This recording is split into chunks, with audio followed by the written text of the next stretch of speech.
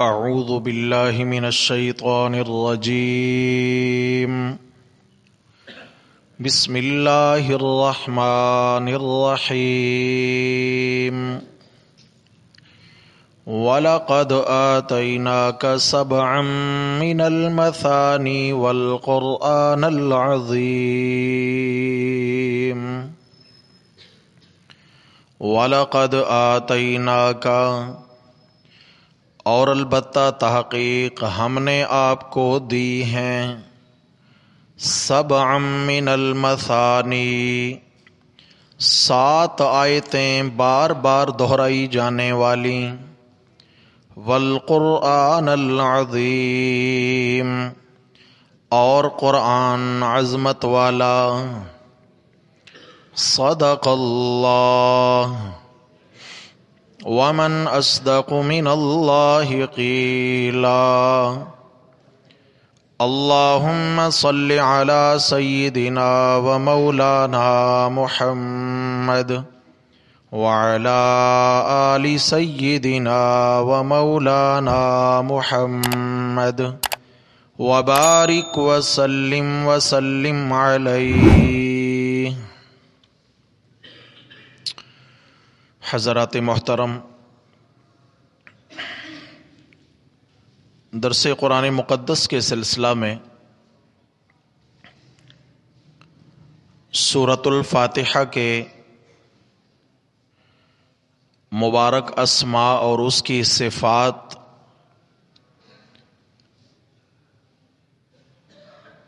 کے حوالے سے بات ہو رہی ہے۔ نبی کریم صلی اللہ علیہ وسلم کا ارشاد گرامی صحیح بخاری میں موجود ہے کہ آپ صلی اللہ علیہ وسلم نے فرمایا کہ سورۃ الفاتحہ جو ہے اعظم سورۃ فی القرآن، قرآن مقدس کی تمام سورتوں میں سب سے زیادہ عظمت والی سورت۔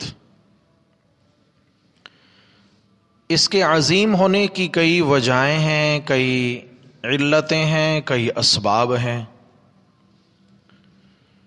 امام فخر الدین رازی رحمہ اللہ نے اس سورت کے کثیر ناموں کی طرف اشارہ کر کے ایک جملہ لکھا ہے،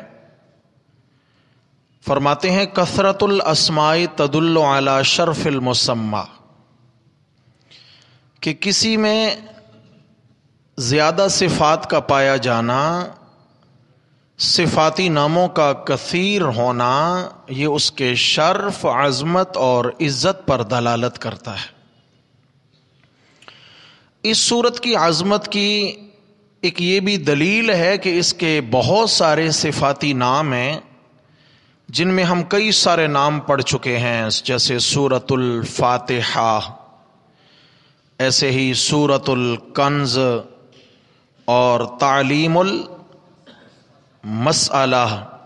سورۃ الکافیہ، سورۃ الشفاء۔ اسی طرح اس کا ایک مشہور نام قرآن مقدس کے 14ویں پارہ میں سورۃ الحجر کی آیت نمبر 87 میں موجود ہے۔ اللہ رب العزت فرماتے ہیں وَلَقَدْ آتَيْنَاكَ سَبْعًا مِّنَ الْمَثَانِي وَالْقُرْآنَ الْعَظِيمِ، ہم نے آپ کو دی ہیں 7 آیات بار بار دہرائی جانے والی اور قرآن عظمت والا۔ 7 آیتیں الگ سے دی ہیں اور عظمت والا قرآن الگ سے دی ہے۔ وہ 7 آیات ایک طرف ہیں، ایک پلڑے میں 7 آیات ہیں، ایک پلڑے میں 113 سورتیں ہیں قرآن کی۔ تمام مفسرین کا اس بات پر اجماع ہے کہ ان 7 آیات سے مراد سورۃ الفاتحہ کی 7 آیات ہیں، اور سبع المثانی یہ سورہ فاتحہ کا ایک نام ہے، سبع المثانی، 7 آیات بار بار دہرائی جانے والی۔ المثانی میں کئی ساری توجیحات ہیں، کئی سارے فوائد یہاں تفسیر کبیر میں ملتے ہیں۔ امام فخر الدین رازی رحمہ اللہ نے بڑی طویل بحث فرمائی ہے، اور کیا خوبصورت بحث فرمائی ہے۔ فرماتے ہیں سبع المثانی، 7 آیتیں بار بار دہرائی جانے والی۔ المثانی سے کیا مراد ہے؟ فرمایا مثانی تثنیہ سے ہے، اور تثنیہ 2 کو کہتے ہیں کہ یہ ایسی صورت ہے جو 2 حصوں میں منقسم ہے، 2 حصوں میں تقسیم ہے۔ نصفها ثناء العبد للرب ونصفها عطاء الرب للعبد۔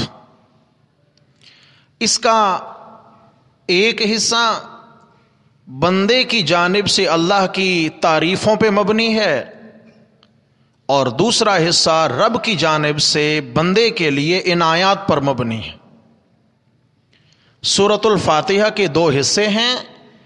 پہلے حصے میں بندہ اپنے رب کی تعریف کرتا ہے، الحمدللہ رب العالمین الرحمن الرحیم مالک یوم الدین ایاک نعبد و ایاک نستعین۔